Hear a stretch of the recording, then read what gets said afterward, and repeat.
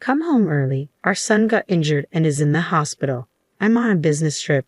Don't talk nonsense. The voice on the other end of the line was my husband, the father of our dear son.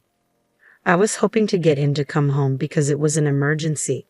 When Jim realized his father wouldn't be coming, he put on a sad face. But in the next moment, he pointed at the television with a surprised look. Look, it's Dad. He's home. Turning to the television, I couldn't believe what I was seeing. My name is Donna, 32 years old, living an ordinary life with my husband and son. Mike and I met through work. We were from different companies but often collaborated as business partners. After he asked me out, we dated for 2 years and got married when I was 27. Shortly after, I got pregnant, took maternity leave, and gave birth to our son Jim. I returned to work last year when Jim started daycare. Since Jim was born, the time Mike and I spent as a couple has drastically decreased, and that's been a concern for me lately. We used to go on a lot of dates. It's a bit lonely, but I guess it's a happy problem to have. After all, our child is the most precious thing in our lives. We are more than blessed and happy. One day, while we were having dinner, Mike started a conversation. Oh, that's right, Donna. I have a business trip this weekend. A business trip? On a 3-day weekend? Yeah, it's unfortunate, but the client can't meet any other day. I see. Working on long weekends, you must have it hard. Yeah, I wanted to relax at home, but it's work, so I can't help it. Upon hearing our conversation, Jim, who had been listening intently, exclaimed, with a troubled expression and began to appeal to Mike. Daddy, you have to work on your day off? Sorry, Jim, Daddy really has to go this time. No. You promised we'd go to the museum on our next day off. We can visit the museum next time, Jim. I'll definitely take you next time. Dad, you said that last time too, and we didn't go to the amusement park. Challenged by his son, Mike gave a troubled laugh. As a mother, I tried to calm Jim and reason with him. Jim, you see, your dad is working hard for you, okay? For me? Yes, that's right. He needs to work even on his days off. Just this once, so we can go on fun trips with you. So we can go on a trip next time. Of course. Next time we'll definitely make him take us to the amusement park and the museum. Yeah, Dad, you promise. Seeing Jim happily stick out his tiny pinky to make a pinky promise brought a smile to my face. I didn't want to ruin the mood, but there were many other things about Mike's recent behavior that bothered me. First of all, the number of times he worked overtime has drastically increased. He used to finish work on time and come straight back home to spend time with us, yet recently he's only been coming home on time a few days a week.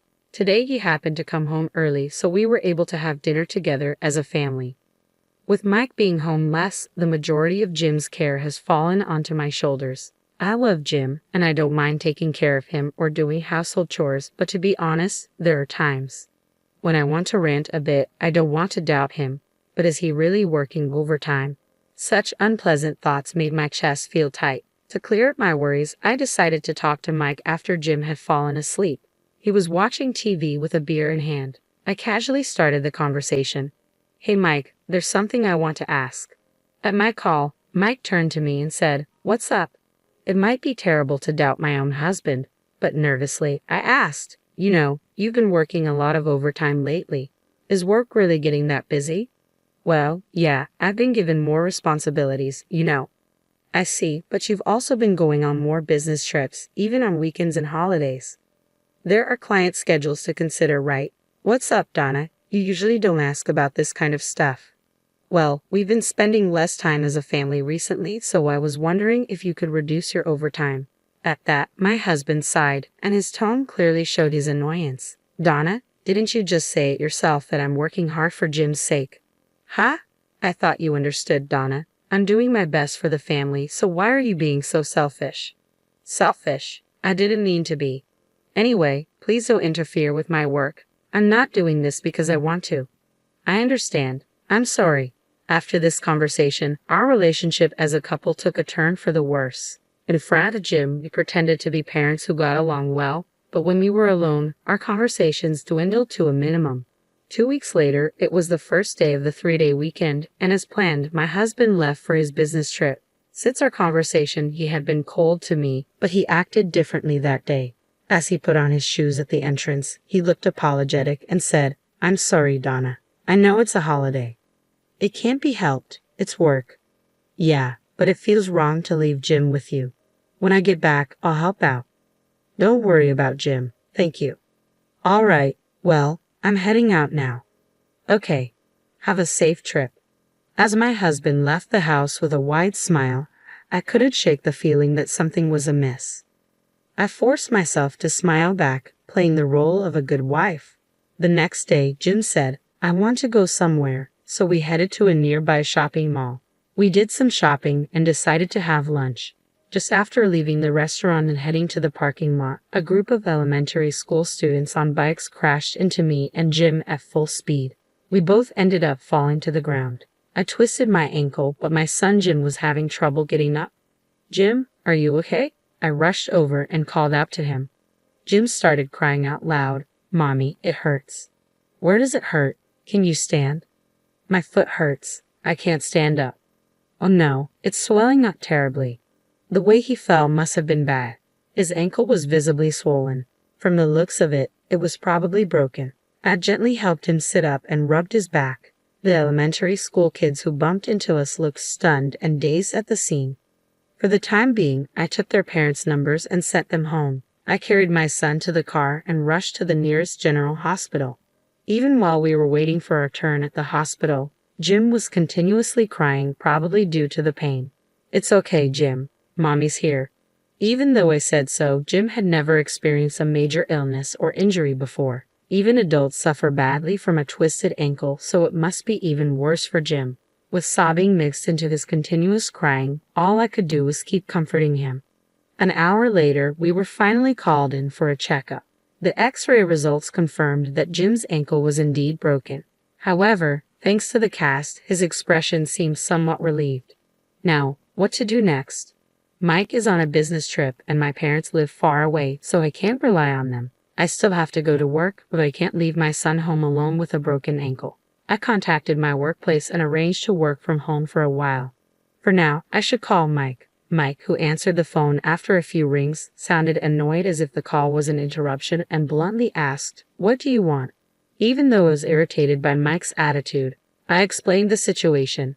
We were hit by a bicycle in the parking lot at the shopping mall.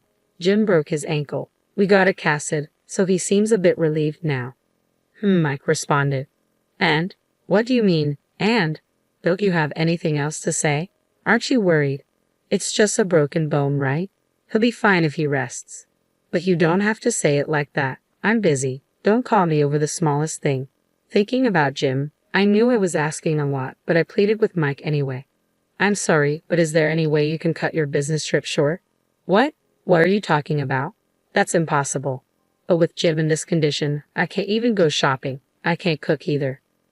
"I don't care. Take him with you. He has a fractured ankle. How do you expect me to take him?" "Come home early because our son got injured and is in the hospital." "I'm on a business trip. Don't talk nonsense." He snapped and hung up on me. The tone of the disconnected call echoed in my ears, and a feeling of emptiness overwhelmed me more than anger or sadness. "Is your business trip that important? We're having an emergency, and yet he talks to me like that. Now I can't even do my house chores." I decided to ask for help from my mother-in-law, who lives 30 minutes away by car. When I called her, she said, "I'll be right there." In the meantime, I waited with Jim, watching TV. While we waited for my mother-in-law, I told Jim that his dad couldn't come home. "Jim, Daddy can't come home because he's busy at work." "I want to see Daddy," Jim said. "Does Daddy really have to work? Remember what I told you before, Daddy is working hard for us." Suddenly, Jim cut me off, pointed at the TV screen, and said, "Mom, Daddy's not at work." "What? What are you talking about? Look, Daddy's right there." "What are you saying, Jim?" "Look, Mom, it's Daddy." Jim's face suddenly lit up with joy. Looking where Jim was pointing, I saw it too. On the screen was undoubtedly Mike, but he wasn't alone. Next to him was a young woman, and they were being interviewed at a tourist spot on live television. This can't be happening. Why is Mike there? Didn't he leave for his business trip just yesterday? My supposedly away for business husband was on the screen, smiling with a woman, arm in arm, looking just like a couple. At that moment, an indescribable emotion began to bubble up within me. This is cheating. Once I was certain, I quickly hit the record button, capturing evidence of Mike's infidelity. Not wanting Jim to see any more of this, I quickly changed the channel. Soon enough, my mother-in-law arrived. While Jim took his nap, I decided to tell her about Mike's infidelity. Mother-in-law, I have something to tell you. I stared into my mother-in-law's eyes and quietly told her, Donna, what's wrong? You seem so serious. Can you take a look at this? I played the recording from earlier. There it was, irrefutable proof of infidelity.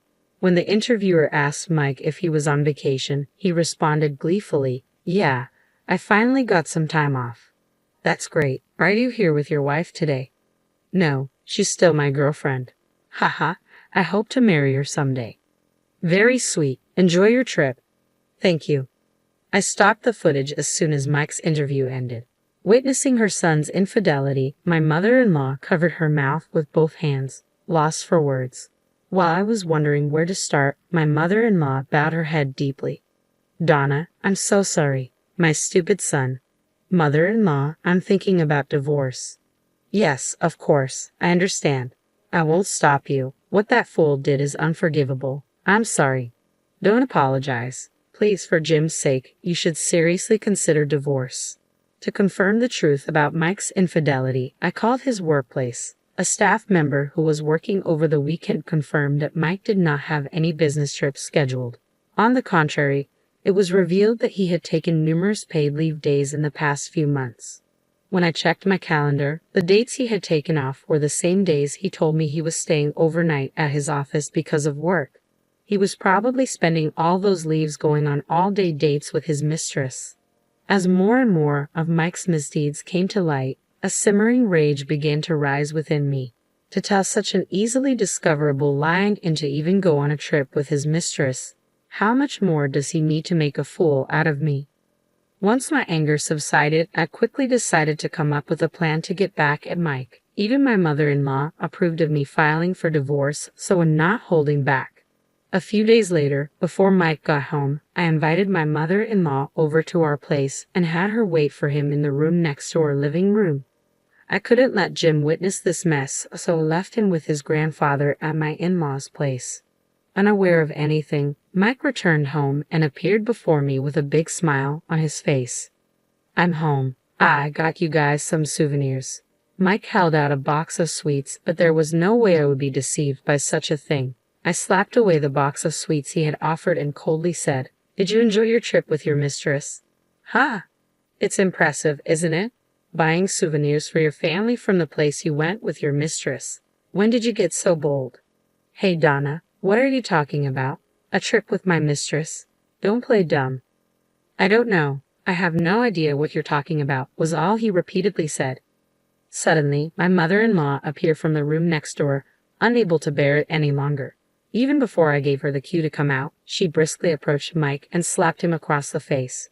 To the stunned Mike, she spat out angrily, What do you mean, business trip, you fool? What? Mom, what's going on?